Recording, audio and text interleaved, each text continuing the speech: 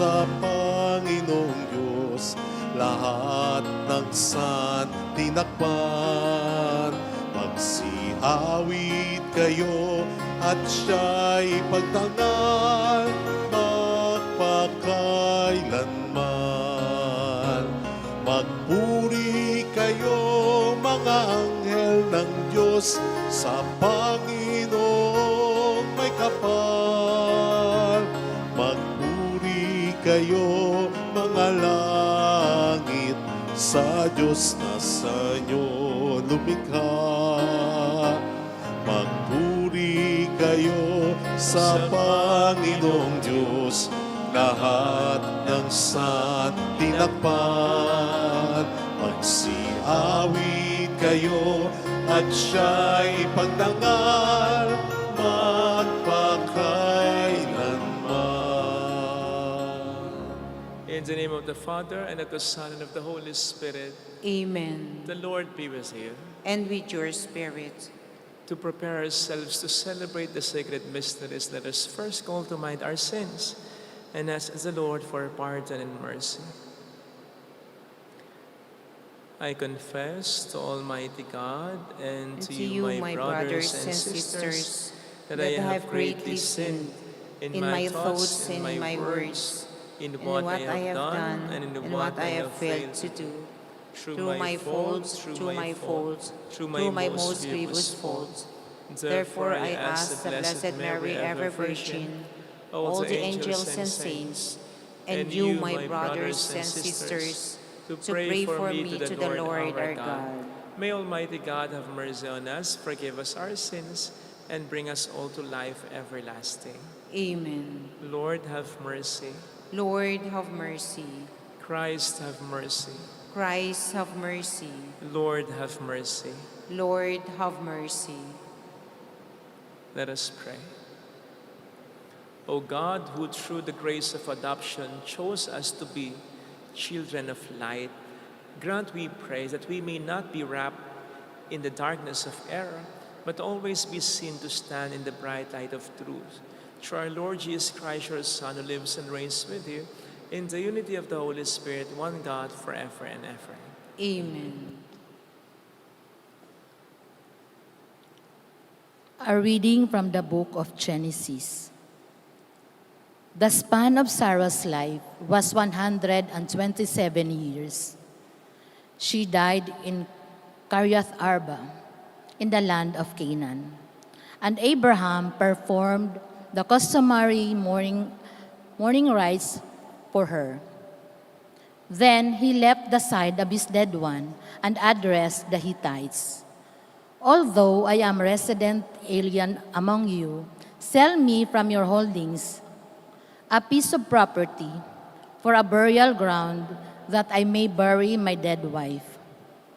After the transaction, Abraham buried his wife Sarah in the cave of the field of Machpelah, facing Mamre, in the land of Canaan. Abraham had now reached a ripe old age, and the Lord had blessed him in every way. Abraham said to the senior servant of his household, who had charge of all his possessions, "Put your hand under my thigh, and I will make you swear by the Lord, the God of heaven and the God of earth, that you will not procure a wife for my son from the daughters of Canaanites among whom I live, but that you will go to my own land and to my kindred to get a wife for my son Isaac." The servant asked him, "What if the woman is unwilling to follow me to the land? Should I then take your son back to the land from which you migrated? Never take my son back there for any reason." Abraham told him, "The Lord, the God of heaven, who took me from my father's house and the land of my kin, and who confirmed by oath the promise he then made to me, I will give this land to your descendants. He will send this messenger before you, and you will obtain a wife for my son there. If the woman is unwilling to follow you, you will be released from this oath. But never take my son back there." A long time later, Isaac went to live in the region of the Negev. One day, toward evening, he went out in the field. And as he looked around, he noticed that camels were approaching. Rebekah too was looking about. And when she saw him, she alighted from her camel and asked the servant, "Who is the man out there walking through the fields toward us?" "That is my master," replied the servant. Then she covered herself with her veil. The servant recounted to Isaac all the things he had done. Then Isaac took Rebekah into his tent. He married her, and thus she became his wife. In his love for her, Isaac found solace after the death of his mother Sarah. The word of the Lord. Thanks be to God. Give thanks to the Lord, for he is good. Give thanks to the Lord, for he is good. Give thanks to the Lord, for he is good, for his mercy endures forever. Who can tell the mighty deeds of the Lord, or proclaim all his praises? Give thanks to the Lord, for he is good. Blessed are they who observe what is right, who do always what is just. Remember us, O Lord, as you favor your people. Give thanks to the Lord, for he is good. Visit me with your saving help, that I may see the prosperity of your chosen ones. Rejoice in the joy of your people, the glory with your inheritance. Give thanks to the Lord, for he is good.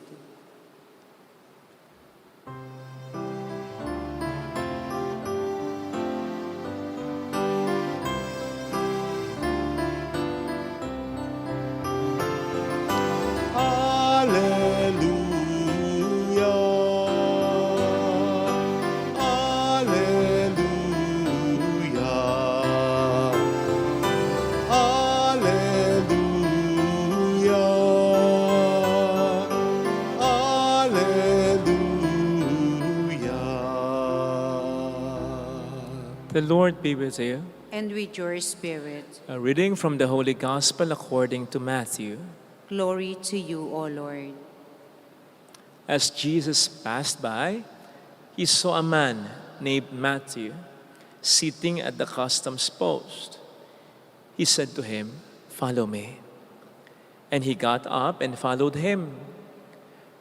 While he was at table in his house, many tax collectors and sinners came and sat with Jesus and his disciples. The Pharisees saw this and said to his disciples, "Why does your teacher eat with tax collectors and sinners?" He heard this and said, "Those who are well do not need a physician, but the sick do. Go and learn the meaning of the words. I desire mercy, not sacrifice. I did not come to call the righteous, but sinners." Sisters and brothers, the Gospel of the Lord. Praise you, Lord Jesus Christ. Welcome sa Our Lady of Lasalette Quasay Parish, kung saan ayos lang pong umiyak at samahan tayo ng mahal na ina sa pag-iyak at sa pagdarasal upang maging maayos ang lahat. Narinig po natin sa ating Ebanghelyo ang naging pagtawag ni Kristo kay Mateo. Siya po mismo, si San Mateo mismo ang sumulat nito. Siyempre, with the inspiration of the Holy Spirit. And interestingly, sinimulan niya ang naging pagtawag sa kanya ni Kristo sa pamamagitan ng mga makahulugang salitang ito. As Jesus passed by, he saw a man named Matthew sitting at the customs post. Sa Tagalog version, nakita niya, meaning nakita ni Kristo, ang isang taong nagngangalang Mateo na nakaupo sa paningilan ng buwis. Hayaan niyo pong dito lang umikot ang maiksi nating pagninilay sapagkat ang kaya ng sabi ko, napakamakahulugan ng mga salitang ito. Una, Ang sabi dito ay, he saw a man. Nakita niya si Mateo. Which basically means, napansin ni Kristo. Alam po ninyo, minsan nagugulat ako sa reaksyon ng mga tao na nagsisimba dito kapag pinapansin ko, kapag binabati ko, kapag nginingitian ko, kapag tinatapik ko, yung ibang mga babae, kinikiliti ko sa tagiliran. Yung mga may edad na, hindi ako kumikiliti, hindi ako nanggugulat ng mga dalago, bata pa. Pero yung reaksyon nila na namamangha, nalalaki ang mga mata, minsan parang sinasabi sa katabi, kinalabit ako ni Father. May halong kilig pa. Nakakagulat. Honestly, kasi ako lang naman ito. Diba? And so imagine yung naging reaksyon ni Mateo nang siya'y mapansin ni Kristo. Unang-una, hindi naman siya nagpapapansin. Nakaupo nga lang siya sa paningilan ng buwis, diba? Hindi siya nagpapakita, pero nakita siya. Imagine kung ano naging reaksyon niya. Lalo pat wala namang pumapansin sa kanya sa tindi ng galit ng mga tao sa kanya. And yet, Jesus intentionally stopped to see him. Ibang klase yan. In connection with this, ang sabi po dito ay, he saw a man. May nakita si Kristo kay Mateo na hindi tinitingnan, hindi nakikita ng iba. Hindi sinabi dito na he saw a tax collector, he saw a publican. Sinabi lang na nakaupo sa paningilan ng buwis, pero hindi in-emphasize yung pagiging publikano ni Mateo. Hindi in-emphasize therefore ang kanyang pagiging makasalanan. Ang in-emphasize ay yung pagiging tao niya. At matik, inherent sa pagiging tao, yung dignidad nito. Dignidad na po pwedeng nadudumihan ng kasalanan, pero nananatiling nandyan. Kaya dapat pa rin pahalagahan at igalang. At walang ibang nakakakita niyan, pinaka-nakakakita niyan, kundi ang Panginoon lamang. At ito sa palagay ko, ang isa sa pinakahamon ng Ebanghelyo para sa araw na ito, yung makita natin, kahit sa isang taong makasalanan, ang kanyang dignidad, yun ay makita, sadyain nating makita, igalang at pahalagahan. Obviously, mahirap po yan. Kaya nga, mas napakadali sa atin yung husgahan sila, yung sabihin, dapat pinapatay na lang sila. Dapat tinatakwil na lang sila. Kaya nga nagagalit pa kayo sa simbahan kapag pinagtatanggol ang mga makasalanan. Hindi naman sa pinagtatanggol sila, yung kanilang pagiging makasalanan, kundi ipinagtatanggol pa rin ang kanilang dignidad at karapatan.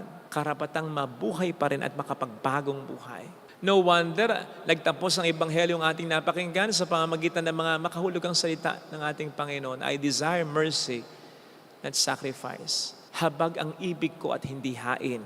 Which basically means for us to look beyond, see beyond what is obvious. Yes, makasalanan na yan, pero may dignidad yan. And for us to do more than what we want. Mas madali po kasing maghain ng sakripisyo kaysa mahabag eh. Kasi mula pa noon hanggang ngayon, di ba, ang inaalay ng tao, sa sakripisyo ng tao, yung batay lamang sa kanyang kagustuhan at kakayanan. Yung mga inaalay natin sa simbahan, yung mga binibigay natin, yung mga dinodonate natin, pati na yung mga sakripisyo na ginagawa natin. Wala pa yata o mabibilang mo sa iyong mga kamay ang siyang nagsakripisyo, nag-alay o nagbigay ng sobra-sobra sa kanilang kakayanan at kagustuhan. Kaya mas madaling gawin ang magsakripisyo, magbigay, mag-alay kaysa mahabag. Kasi kapag tayo nahabag, chances are, makapagbibigay tayo ng higit pa sa ating kagustuhan at higit pa sa ating kakayanan. Sapagkat ang ating magiging pagbibigay at pagkasakripisyo ay hindi na batay sa ating kakayanan at kagustuhan, kundi batay na sa pangangailangan ng ating kinahabagan. Natatandaan niyo naman po siguro yung talinghaga tungkol sa mabuting Samaritano na nahabag sa taong biktima ng pang-hold up. At dahil nahabag siya, ibinigay niya, ginawa niya higit pa sa kakayanan niya at higit pa marahil sa kagustuhan niya in as much as yung biktima ay most likely isang Hudyo. And therefore, kalaban ang turing niya o kalaban ang turing sa kanya. Pero dahil nahabag siya, nagbigay at gumawa siya ng higit pa sa kakayanan niya at sa kagustuhan niya.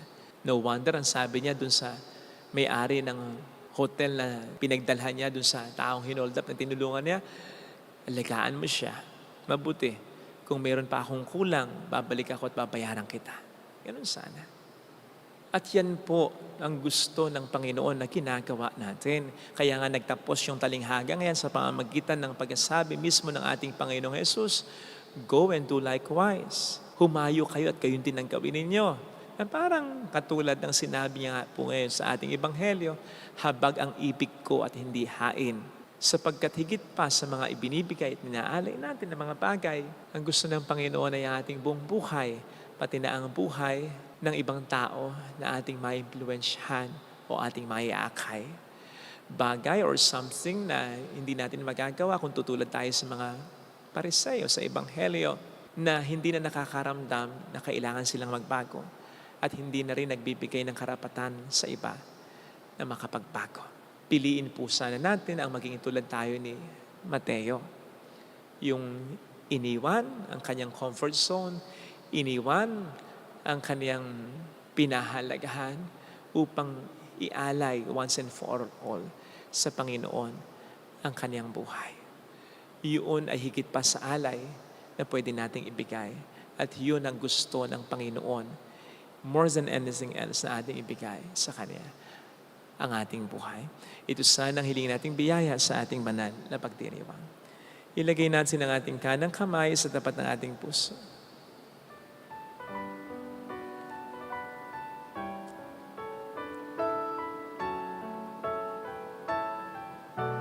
Awitin natin, alam kong may magagawa ang Diyos.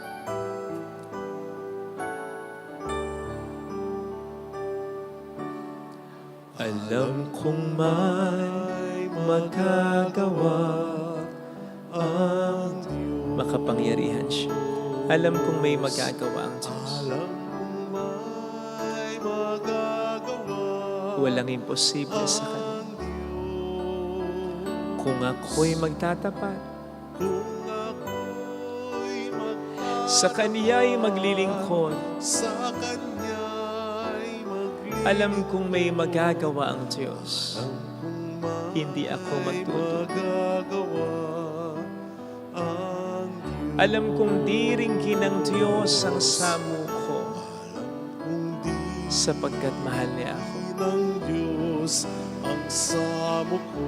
Alam kong diringgin ng Diyos ang samo ko Alam kong diringgin ng Diyos sapagkat alam niya ang samo pinagdaraanan. ko. Kung ako'y magtatapat, Kung ako'y magtatapat, sa Kaniya'y maglilingkod, sa Kanya'y maglilingkod. alam kong diringgin ng Diyos ang samo ko. Diringgin ng Diyos Umigit tayo at manalangin. Panginoon, tulungan mo kong maibigay ang higit pa sa kaya kong ibigay. Yung gusto mong ibigay ko sa iyo, maging ang aking buhay. Tulungan mo po ako magsakripisyo ayon sa kalooban mo at hindi ayon lamang sa kagustuhan ko. Tulungan mo po akong ibigay kung anong nararapat, kung ano talaga ang ninanais mo. O Panginoon, naway mas mangibabaw ang aking pagmamahal sa iyo. At sa pagmamahal kong ito'y mas magtiwala ako sa iyo, na kung isusuko ko lamang sa iyo ang buong buhay ko, ay mas mapapanuto ito. Makasalanan din naman ako tulad ni Mateo. Alleluia! Alleluia! Purihin ang Diyos. Alleluia! Pasalamatan siya. Siya ay muling babalik sa atin. Hindi niya tayo iiwan, hindi niya tayo pababayaan. Paniwalaan natin yan. sa ating Alleluia! Purihin ang Diyos. Hallelujah! Sa takdang panahon, babalik ang Panginoon. Upang tayo ay tapat siya sa kaniyang mga pangako sa atin. Sabihin mo sa sarili mo, mayroong magandang mangyayari sa iyo. Mayroong magandang mangyayari sa iyo. Kung lalapit ka kay Jesus, walang saysay ang anumang bagay na pinaahalagan mo kung hindi ang Panginoon ang siyang pinakauna sa puso mo. Mayroong magandang mangyayari sa iyo. mangyayari sa iyo. Kung lalapit kay Jesus, kung lalapit kay Jesus. Glory to the Father, and to the Son, and to the Holy Spirit. as it was in the beginning, is now, and ever shall be, world without end. Amen.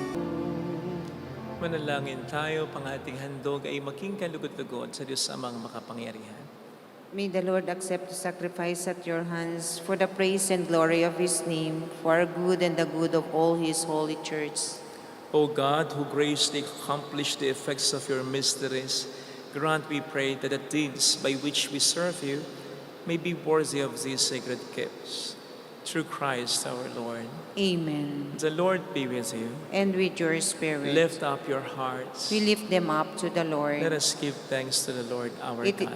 It is right and just. It is truly right and just, our duty and our salvation, always and everywhere, to give you thanks, Lord, Holy Father, Almighty and Eternal God, for we know it belongs to your boundless glory that you came to the aid of mortal beings with your divinity, and even fashioned for us a remedy out of mortality itself, that the cause of our downfall might become the means of our salvation through Christ our Lord. Through him the host of angels adores your majesty and rejoices in your presence forever. May our voices, we pray, join with theirs in one chorus of exultant praise as we acclaim, Holy, holy, holy Lord God of hosts, heaven and earth are full of your glory. Hosanna in the highest. Blessed is he who comes in the name of the Lord. Hosanna in the highest. You are indeed holy, O Lord, the fount of all holiness. Make holy, therefore, these gifts, we pray, by sending down your Spirit upon them like the dew fall, so that they may become for us the body and blood of our Lord Jesus Christ. At the time he was betrayed and entered willingly into his passion, he took bread and giving thanks, broke it, gave it to his disciples, saying, "Take this, all of you, and eat of it. For this is my body, which will be given up for you."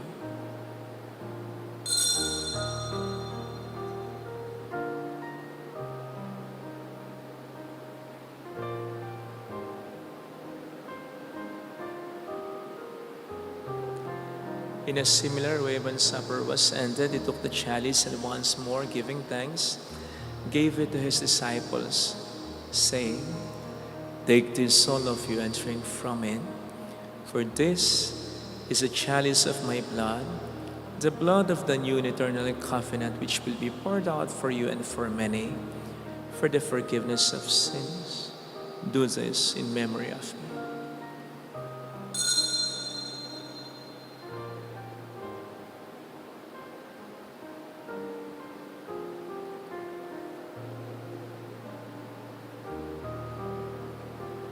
Let us proclaim the mystery of our faith. When we eat this bread and drink this cup, we proclaim your death, O Lord, until you come again. Therefore, as we celebrate the memorial of his death and resurrection, we offer you, Lord, the bread of life and the chalice of salvation, giving thanks that you have held us worthy to be in your presence and minister to you.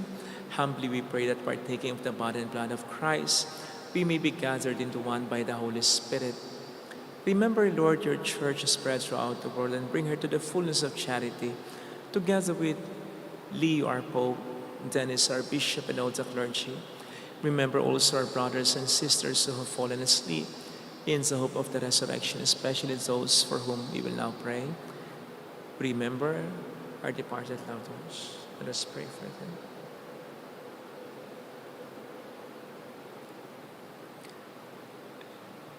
And all who have died in your mercy, welcome them into the light of your face. Have mercy on us all, we pray, that with the Blessed Virgin Mary, our Lady of Lasalette, Mother of God, Saint Joseph, our most chaste spouse, with all the blessed apostles and saints who have pleased you throughout the ages, we may merit to become co-heirs to eternal life, and may praise and glorify you through your Son, Jesus Christ. Sa pamagitan ni Kristo, kasama niya at sa Kanya, ang lahat ng parangal, papuri ay sa iyo, Diyos amang makapangyarihan, kasamang Espiritu Santo, magpasawalang hanggan.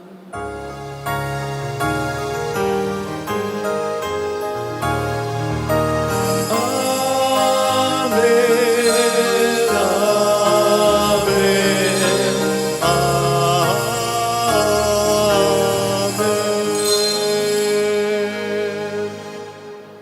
At the Savior's command, and formed by divine teaching, we dare to say,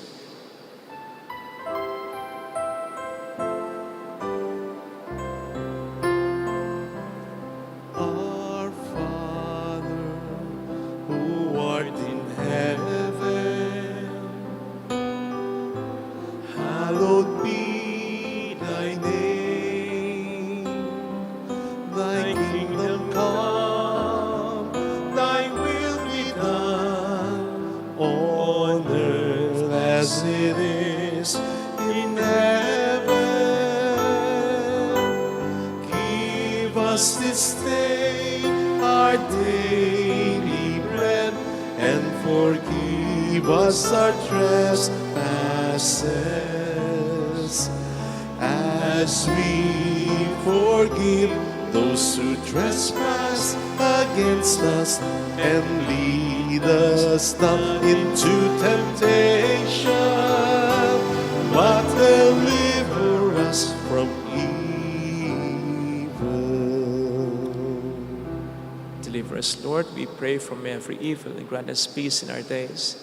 In your mercy and your love, keep us from sin and protect us from all useless anxieties, as we await the blessed hope in the coming of our Savior, Jesus Christ. For the kingdom, the power, and the glory are yours now and forever. Lord Jesus Christ, who said to your apostles, "Peace I leave you, my peace I give you," look not on our sins, but on the faith of your church, and graciously grant our peace and unity in accordance with your will, who live and reign forever and ever.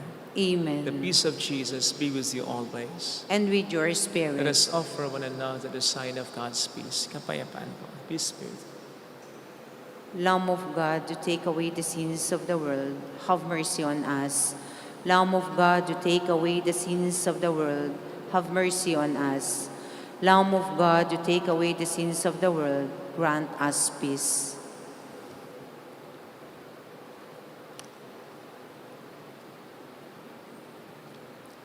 Behold Jesus, the Lamb of God, who takes away the sins of the world.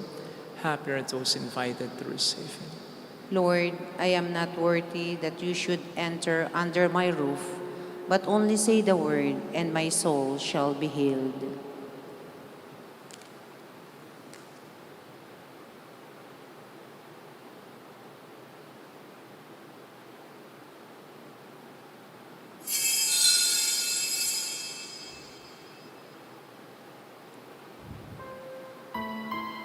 An act of spiritual communion. My Jesus, I believe that you are present in the most holy sacrament. I love you above all things, and I desire to receive you into my soul. Since I cannot at this moment receive you sacramentally, come at least spiritually into my heart. I embrace you as if you were already there and unite myself wholly to you. Never permit me to be separated from you. Amen.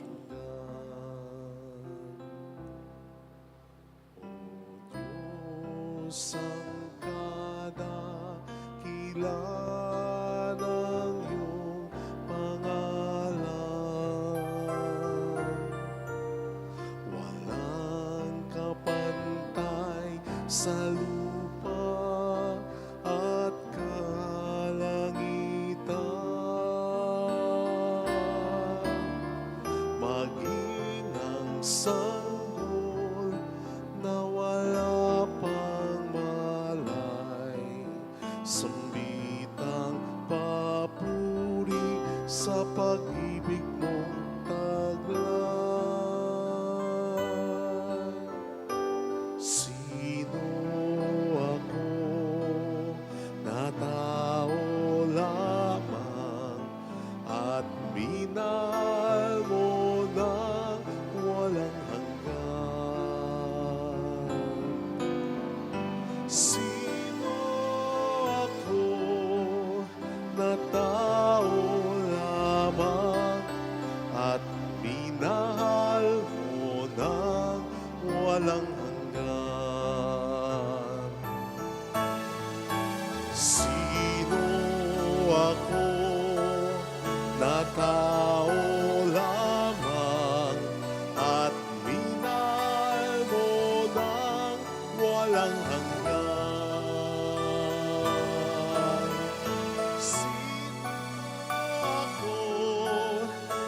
tao lamang at minahal mo ng walang hanggan. At minahal mo ng walang hanggan.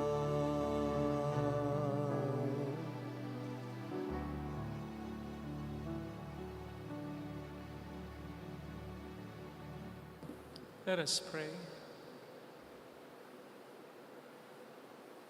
May this divine sacrifice we have offered and received fill us with life, O Lord, we pray, so that bound to you in lasting charity, we may bear fruit that lasts forever. Through Christ our Lord. Amen. Holy God, Holy Mighty One, Holy Immortal One. Have mercy on us, Son, and the whole world. Holy God, Holy Mighty One, Holy Immortal One. Have mercy on us, Son, and the whole world. Holy God, Holy Mighty One, Holy Immortal One. Have mercy on us, Son, and the whole world. Jesus, King of Mercy, We trust in you. alalahanin. Alalahanin, O mahal na Birhen ng Lasalet, ina ng pag-asa. Ikaw ang nagpaalala sa aming magbalik loob sa Ama. Ito ang nagpapatunay na ang kagandahang loob mo'y nanatiling busilak. Sa pag-aaruga mo sa amin, tungkulin mo'y tinupad. Sa paanan ni Kristo'y tinuring mo kaming mga tunay mong anak. Kaya ninais mong ni isa'y huwag mapahamak. Maging sa iyong walang tigil na pananalangin, pati luhay pumatak. Huwag namang mawalan ng saysay ang iyong paghihirap. Hiling nawa namin sa iyo o aming inang liyag, na matapos ang pakikibaka namin sa mundong ito at sa pananatili naming tapat kay Kristo, sa kapurihan mo'y makibahagi kaming ganap, upang kung nasaan ka ngayon ay maparoon din kaming lahat, at ang kaganapan ng kaluwalhatian ng Diyos Amay tuluyang matupad. Siya nawa. Mahal na Birhen ng Lasalet, tagapagkasundo ng mga makasalanan. Ipanalangin mong walang patid kaming mga dumudulog sa iyo. Maraming salamat po sa inyong pakikisa sa mga tulong na binibigay po ninyo. Nagiging dahilan para makatulong din po tayo sa maraming simbahan, parishes at mga institutions. Maraming po salamat. Dasal namin, lalong-lalo na dasal ko, Panginoon na po ang bahala na gumanti sa kabutihan niyo. The Lord be with you. And with your And spirit. may Almighty God bless you and our loved ones in the name of the Father and of the Son and of the Holy Spirit. Amen. The Mass has been offered. Go in the peace and love of Jesus Christ. Thanks be to God. Salamat din po.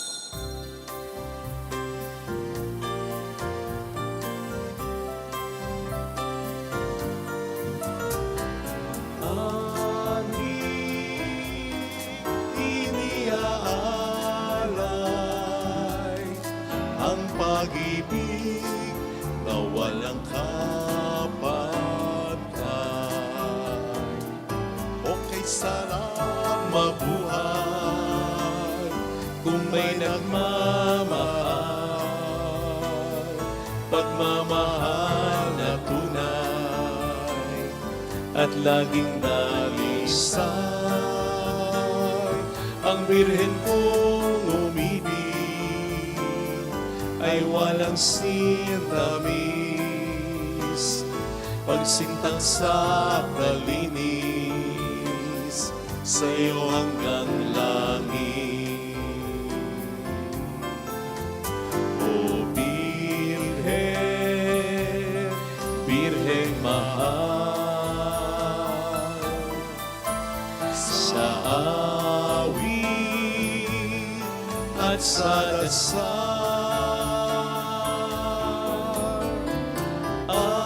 amin iniaalay ang pag-ibig